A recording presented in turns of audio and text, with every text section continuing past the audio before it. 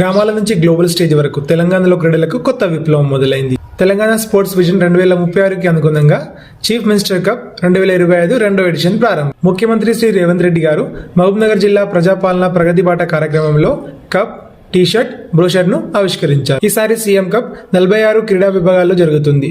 దశల వారీగా పోటీలు. పంచాయతీ స్థాయి జనవరి 17 నుండి 22 వరకు, మండల స్థాయి జనవరి 28 నుండి 31 వరకు, అసెంబ్లీ నియోజకవర్గం స్థాయి ఫిబ్రవరి 3 నుండి 5 వరకు, జిల్లా స్థాయి ఫిబ్రవరి 9 నుండి 12 వరకు, రాష్ట్ర స్థాయి ఫిబ్రవరి 20 నుండి 23. గ్రామం నుంచి రాష్ట్ర స్థాయి వరకు స్పష్టమైన మార్పు. క్రీడల్లో టెక్నాలజీ అంటే ఇదే.